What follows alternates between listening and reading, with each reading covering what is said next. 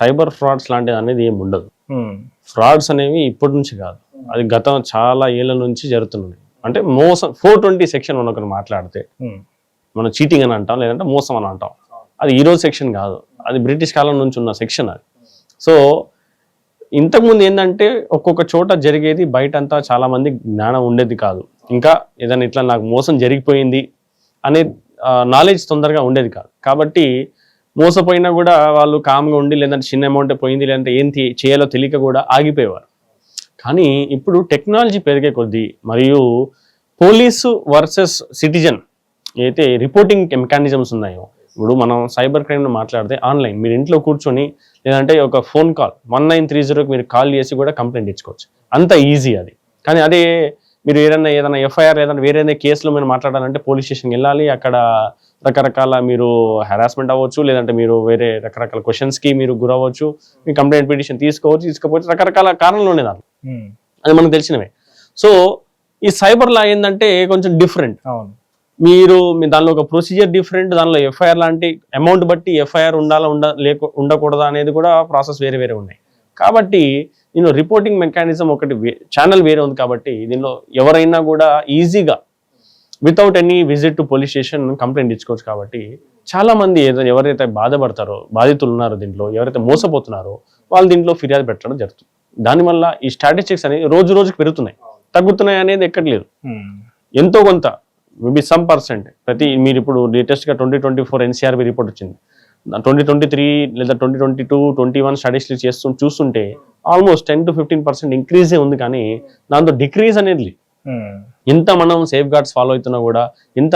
So దానికి అసలు actually crime ఇంకా ఫాస్ట్గా జరుగుతుందా లేదా ఎక్కువ జరుగుతుందా అని దాన్ని కంపేర్ చేయలేం దాన్ని. ఎందుకంటే 2021లో లేదంటే 2020 ముందు లేదా 22లో అట్లాంటి మాట్లాడితే అప్పుడు రిపోర్టింగ్ మెకానిజమ్స్ వేరేగా ఉన్నాయి, ఇప్పుడు ఉన్న రిపోర్టింగ్ మెకానిజమ్స్ వేరే ఉన్నాయి. సో దానివల్ల ఇప్పుడు రిపోర్టింగ్ ఎక్కువ పెరిగినప్పుడు దాంతో మనం లింకింగ్ ఈ క్రైమ్ కూడా ఎక్కువ పెరుగుతుంది అనేది అంత ఈజీగా చెప్పలేం. పెరుగుతుంది, ఖచ్చితంగా పెరుగుతుంది. ఎందుకంటే రకరకాల విధాలుగా వీళ్ళు మోసాలు చేస్తున్నారు. ఇప్పుడు ఏ చిన్న విషయం కూడా బయట జరిగినా కూడా దానిపైన మీకు ఒక మోడస్ ఆపరెండి లేదంటే ఒక స్కీమ్ తయారు చేసి మీకు మిగతా వాళ్ళు మోసం చేయొచ్చు. ఇప్పుడు అది కొత్తదేంగా, అది ఆన్లైన్లో జరగడం వల్ల ఇప్పుడు కొత్త కథ అనిపిస్తుంది. ఇప్పుడు మీరు ఏదన్నా వస్తువు కొంటున్నారు, ఓకే, చాలా ఓల్డ్ స్కీమ్. మీరు ఏదైనా పాత ఏదైతే ఈ 420 మూవీస్ ఉంటాయో దానిలో చూస్తే మీరు ఏదైనా వాచ్ కొంటున్నారు. ఇప్పుడు మీరు ఏదన్నా మార్కెట్కి వెళ్ళండి, అక్కడ ఏదైనా ఐటమ్ కొనండి, మీకు చూపించేటప్పుడు ఒకటి చూపిస్తాడు, అది ఇచ్చేటప్పుడు వాడు మార్చేసి మీకు ఇచ్చేస్తాడు. అది ఒక చిన్న స్కామే. సో అదే ఇప్పుడు ఏంటంటే ఆన్లైన్ జరుగుతుంది. మీకు OLX లేదంటే వెబ్సైట్ లో ఏదంటే నేను ఇది అమ్ముతున్నాను అది చూపిస్తాడు, మీకు ఒక మంచి డెకరేషన్స్ అన్ని చూపిస్తాడు, ఇట్లా చూపిస్తాడు. మీకు డెలివరీ అయ్యేటప్పటికి ఏమొస్తుంది దానిలో నోకియా ఫోన్. సో అది ఒక కొత్త స్కీమ్ ఏం కాదు, అది చాలా పాత స్కీమ్ లేదు. కానీ ఏంటంటే ఇప్పుడు టెక్నాలజీగా ఆన్లైన్ లో జరుగుతున్నాయి కాబట్టి మనం దాన్ని ఒక సైబర్ క్రైమ్ అని మనం దాన్ని అంటాం. ఎందుకంటే సైబర్ పోలీస్ స్టేషన్కి వెళ్ళినా కూడా సైబర్ క్రైమ్ అంటే ఏ క్రైమ్స్ మీరు సైబర్ క్రైమ్ అనుకుంటే ఆపోజిట్ పర్సన్ మీకు తెలియనప్పుడు అది సైబర్ క్రైమ్ అని అంటాడు. ఏదైనా డబ్బులు పోగొట్టుకున్నారు, ఆపోజిట్ పర్సన్ మీకు తెలియదు, అట్లాంటప్పుడు అది సైబర్ క్రైమ్.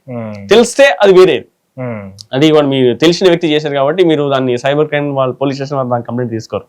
లేదా ఆన్లైన్ ట్రాన్సాక్షన్ అయి ఉంటే అప్పుడు మేబీ మీరు ఒక ఫ్యాక్ట్స్ ని ఏ విధంగా దానిలో ప్లేస్ చేస్తారు, మీరు ఒక ఆన్లైన్ కంప్లైంట్ కూడా దానిలో ఫైల్ చేసుకోవచ్చు. ఓకే, అంటే మీరు చెప్పినట్టుగా పెరుగుతున్నాయి అని చెప్పేసి అంటున్నారు. అంటే ఎక్కువగా ఎలాంటి కేసెస్ మీరు చూసినంత వరకు ఎలాంటి క్రైమ్స్ అనేవి ఎక్కువగా పెరగడం జరిగింది అంటే మీరు అబ్జర్వ్ చేసినంత? అన్ని ఇప్పుడు సైబర్ క్రైమ్స్ లో మేజర్ గా మనం చూసేది ఏంటంటే ఫైనాన్షియల్ ఫ్రాడ్స్, డబ్బులు పోగొట్టుకోవడం గురించి ఎక్కువ మనం మాట్లాడుతున్నాం.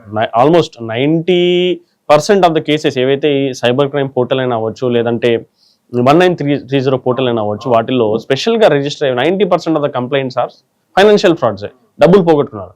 ఇప్పుడు వాళ్ళు ఎలా డబ్బులు పోగొట్టుకున్నారు అనేది దాదాపు ఒక 30 to 40 రెగ్యులర్ మోడస్ ఆపరెండిస్ ఉన్నాయి. ఓకే, వాటి ఎట్లా స్టార్ట్ అవ్వచ్చు అంటే మీకు ఎవరైనా ఫేస్బుక్ లో ఫ్రెండ్ రిక్వెస్ట్, కొత్త లేటెస్ట్ మాట్లాడుతున్నాం, ఫేస్బుక్ లో ఎవరైనా తెలిసిన పేరుతో ఫ్రెండ్ రిక్వెస్ట్ పెట్టాడు, మీరు ఫ్రెండ్షిప్ చేసుకున్నారు, దాని తర్వాత వీడియో కాల్ మాట్లాడతామని మీతో వీడియో కాల్ మాట్లాడతాం, దాన్ని మనం సెక్స్టార్షన్ క్రైమ్స్ అని అంటాం. అంటే ఇట్లా మీరు మాట్లాడేటప్పుడు బాగానే మాట్లాడు, దాని తర్వాత ఏమవుతుంది అంటే Beyond ఒక కొంచెం. స్క్రీన్ షాట్ లేదంటే ఒక రికార్డింగ్ అవ్వడం. స్క్రీన్ రికార్డింగ్ అయిపోతుంది. దాని తర్వాత వాడు మీరు బ్లాక్ మెయిల్ చేసుకుని దాన్ని మనం ఎక్స్టార్షన్ తో విత్ ఈ సెక్స్ జరుగుతుంది కాబట్టి సెక్స్టార్షన్ అనే క్రైమ్స్ అని అంటాం దాన్ని. అవును. సో అలాంటి కొన్ని మోడస్ ఆపరెండిస్ మనం చూస్తుంటాం. రెండోది అది ఆ సెక్స్టార్షన్ క్రైమ్ కూడా మనం ఓన్లీ ఇక్కడి వరకు అనుకుంటాం, అది అట్లా ఉండదు, అంత సింపుల్ కాదు అది. దాంట్లో ఫస్ట్ మీకు మెసేజ్ పెడతాడు, అవును, మెసేజ్ పెట్టి మీరు నాకు చేశారని అంటాడు. అట్లా కాకుండా దాని తర్వాత మీకు ఒక సైబర్ క్రైమ్ డీసీపీ అని ఎవడొకటి ఫోన్ చేస్తారు, మేము ఇట్లా క్రైమ్ బ్రాంచ్ నుంచి మాట్లాడుతున్నాం, మీ పైన ఇట్లా కంప్లైంట్ ఫిర్యాదు అయింది, ఇట్లా మా దగ్గర వీడియోలు ఉన్నాయి అని అంటాం. ఇప్పుడు నార్మల్ సాధారణ వ్యక్తి ఏమంటాడు, సార్ నేను ఇట్లాంటిది ఏం చేయలేదు, నన్ను ఇట్లా ఇరుకిస్తున్నారు, మీరు ఏదో ఒకటి చేయండి అని అంటాడు. సరే మేమైతే దీన్ని ఏం చేయలేము, మీరు ఈ వీడియోని డిలీట్ చేయించుకోండి అని అంటాడు. దానికి నేను మీకు నంబర్ ఇస్తున్నాను అంటాడు, లేదంటే మీకు ఫోన్ వాళ్ళు ఎవరైతే కన్సర్న్ ఉన్నారో వాళ్ళు మీకు ఫోన్ చేస్తాను అంటాడు.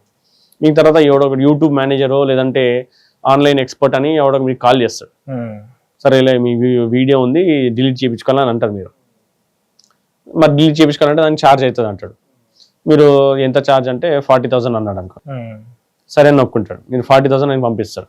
దాని తర్వాత మళ్ళీ డీసీపీ వాడు మీకు ఫోన్ చేస్తాడు, ఏమంటే మీరు ఆ వీడియో ఇంకా తీపించుకోలేదు, మేము ఎఫ్ఐఆర్ రాస్తున్నాం, మీరు పోలీస్ స్టేషన్కి రావాల్సిందని అని అంటాడు. లేదు సార్ ఇట్లా నేను అమాయకున్నాను అంటే, లేదు మిమ్మల్ని మేము మొత్తం ట్రాక్ చేయాలి, మిమ్మల్ని మేము డిజిటల్ అరెస్ట్ చేస్తామంటాడు.